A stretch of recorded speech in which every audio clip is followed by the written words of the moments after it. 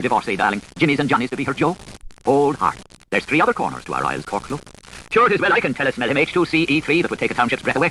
God, that I knows him too well as I do myself, heaving up the quay-wall by the 32 to 11 with his line-looking horse bags full of sesame seed, the white-side catter, and his samen's effluvium, and his scent-painted voice puffing out his thundering big brown cabbage. Ah, thought I'd let a girl for his paws being fit.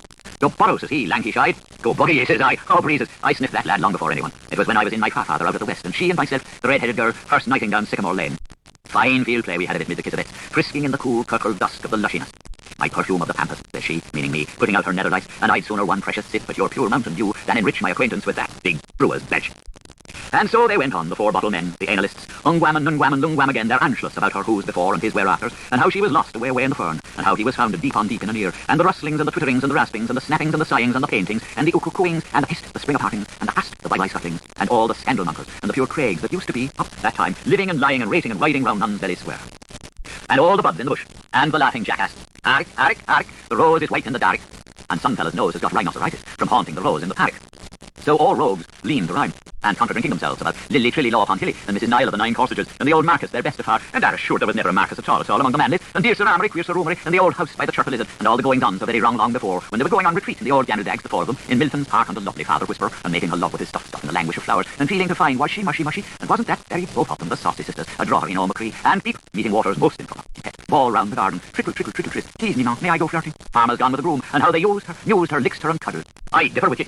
Are you sure of yourself now? You're a liar, excuse me. I will not, and you're another. And Lolly, holding their breach of the peace for them. Who, lolly, to give and to take, and to forego the past, and all will be forgotten. Ah, ho. It was too bad to be falling out about her kindness, pet, in the shape of orang's time. Well, all right, Lely, and shake a hand and shank us more, for Craig's sake, be it suck. Well, even should not the framing up of such figments in the evidential order bring the true truth to light as fortuitously as a dim seer's setting of a star chart might, heaven helping it, uncover the nakedness of an unknown body in the fields of blue, or as forhearingly as the Sid speeches of all mankind have foliated earth seizing them from the root of some funner stotter, all the soundest sense to be found immense, our special mentalists now hold, securus judicat orbis terrarum, that by such playing possum, our hageous curious ancestor bestly saved his brush with his posterity, you charming co-parsoners, us heirs of his taily. Gun dogs of all breeds were beagling with renounced urbi and orbic bugles, hot to run him, given law, on a scent breast high, keen for the worry. View from his holt, out ratted across the jewel tide's genial course lands of Humphrey's Chase, from Mullinahob and Peacock's Town, then bearing right upon Tankard's Town, the outlier of White Nolan, which Mr. Lowenstyle, Fitzurse's Basset Beaters, had first misbadgered for a bruin of some sort, led bears the run, then through Raystown and Horlock's Town, and looping the loop to Tankard's Town again. Here canny hair for doubling, through Cheever's Town they raced him, through Loughlin's Town and Nutt's Town, to wind him by the bullies. But from the good turn when he last was lost, check upon ye hill of rut in full winter coat with thicker pads, pointing to his rooming house, his old Nordest, in his roll-top Royal Hessians, a deaf foxer's volponism hid him close in covert, miraculously raven-fed and buoyed up in rumour, reticule, onasum, and abomasum. Upon may all Bruham have his mead, the cream-clotted sherriness of cinnamon syllabub, nickel raved, nickel saved. Hence, Harren's hide home. Preservative perseverance in the re-education of his intestines was the rebuttal by Wilkie sort of get the big bulge on the whole bunch of spa-soakers, dieting against blues and gravies in that sometime free-street pro-town. Vainly, violence, virulence, and vituperation sought well-nigh utterly to tax and abridge, to derail and depontify, to enrate and inroad, to ungoad and unhume the great shipping mogul and underlinen overlord. But the spoil of hesitance, the spell of hesitancy, is a take, is a dash, tittery-taw, tattery-tail, as it ends hump on a dimply, hey, a wincy-winky. Assemblymen murmured, Reynard is slow. One feared for his days. Did there yawn? For his stomach, eruct, the liver, a gush from his visuals, pong, deliver him or load. He had laid violent hands on himself, it was brought in Fugger's newsletter, laid down, all in, fagged out, with equally melancholy death. For the Triduum of Saturnalia, his goat servant had paraded his willing sons in the forum, while the Jenny infanted the last, to be greeted raucously, the yard stated, with oohs and echoes, and measured with missiles too from 100 of manhood, and a whimmering of wives. Big went the bang, then wide was quiet. A report, silence. Last farmer put it under heater. The noise, or the Lowell, had driven him, blem, stunned them. Sparks flew. He had fled again, open Shanshima, this country of exile, sloughed off, sidled home via the subterranean shored with bedboards, stowed away and anchored in a Dutch-bottomed tank, the Arsa, hard SS Finlandia, and was even now occupying, under an Islamitic Uhaim in his 7th generation, the physical body, Cornelius McGrath, bad old character, common wrong Kanbong, in Asia Major, where, as Turk of the theatre, first house all flatty, the king 11 sharps, he had bepiastered the bike dancers from the opulence of his omnibox, while as Arab at the street door, he detested the bombashos for the arms of a Paris pence. Wires hummed. Peacefully general astonishment, assisted by regretitude, had put a term to his existence. He saw the family suffer, resigned, put off his remainders, was recalled and stratted by the maker. Chirpings crossed. An infamous private ailment, vulgo vario veneral, had claimed end right, closed his vicious circle, snap. Jams jarred. He had walked towards the middle of an ornamental lily pond when inebriated, up to the point where braced shirts meet knickerbockers, as wangfish daring the buoyant waters, when rodmen's first aiding hands had rescued him from very possibly several feet of demi-fresh water. Mush spread. On Umbrella Street, where he did drinks from a pump, the kind of workman, Mr. Whitlock, gave him a piece of wood. What words of power were made fast between them? Eke names and arch gnomes, ac nomina, ec numina. That did Hansard tell us would Gargant's Dobbs earwag in every pub of all the chittat. That he believes a pattern, while Hogan hears a hod, yet here prefers a puntal shatnel, and Cope and Bull go cup and balls, and the Cassidy, Craddock, Rome and Ream, round Erevig and Erevaga is still immer and immer a wagering over it, a cradle with a care in it, or a casket with a kick behind. Totias, testias, quotias, questias. The war is in words, and the wood is the world. Mately me, willowy we, hickory he, and you yourselves. How for him cheereth ever each bird, from gold on glory to glowworm gleam. We were low quacks, did we not cast it turn? Else were there here no concern of the Guinnesses, but only the ruining of the rain has heard. Est tu per potero. Cracklings quick. A human pest, cycling, hissed, and recycling passed about the sledgy streets. Here he was, pussed again. Moth, nuisance, noise. He was loose at large and, oh baby, might be anywhere, when a disguised ex-nun of huge stand build and masculine manners in her fairly fat forties, corpulenta gigasta, hack-backed at attention by arbitrary conduct with a omnibus. Aerials buzzed to postal listeners of an all-tax drawer collector's budget, fully big, sporran tie, puff tabard, and bloody anti-chill cloak, its tailor's grandfather was tab, reading VPH, found nice scald brother's hole, and divers shivered to think what came the beast, wolves, crocuses, or fourpenny friars had devoured him. CW, cast wide, Vidpin's lick, brawn of Svartgleam, Valkyr locked. On his Pinkster's postern, the boys had it that whit weekend, had been nailed an inked-up name and title, inscribed in the national cursive, accelerated, regressive, filiform, parroted, and envenomoloped in bigotry. Move up, Mumpty, Mike room for Rumpty, by order, Nick Eccles plug. And this go, no Pentecostal jest about it. How gregarious his race soever, or skilful, learned, wise, cunning, knowledgeable, fear profound, his saying, fortitudo for, or prudentia proven, were he chief, count, general, field marshal, prince, king, or Miles the Slasher in his person. With a mullion border mansion in the Breffnian Empire, and a place of inauguration on the hill of Tullymongan, there had been real murder, of the really royal Raxacraxian variety, the McMahon chaps it was, that had done him in.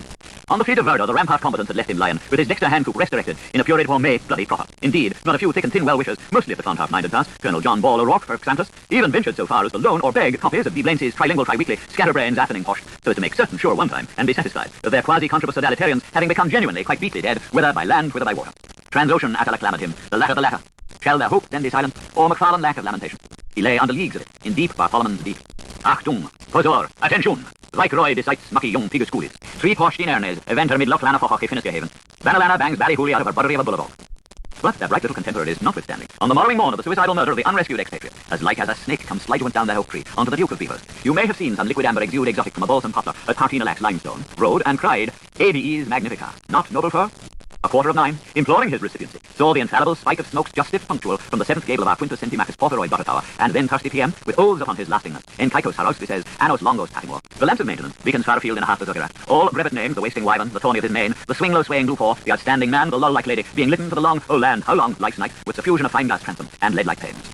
Wherefore let it hardly by any being thinking be said either or thought that the prisoner of that sacred edifice, where an Ivor the boneless or an Olaf the hide, was at his best a one stone parable, a rude breathing on the void of to be, a venter hearing his own box speech in backwards, or more strictly, but Christerned initials, the clue key to a world room beyond the room world. For scarce one or pathetically few of his dodecanal salmon livers cared seriously or for long to doubt with Hercule Van Dyke the gravitational pull perceived by certain fixed residents and the capture of uncertain comets chance drifting through our system, suggesting an authenticity of his adequatudinous.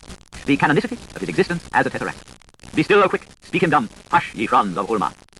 Dispersal, women wondered, was she fast?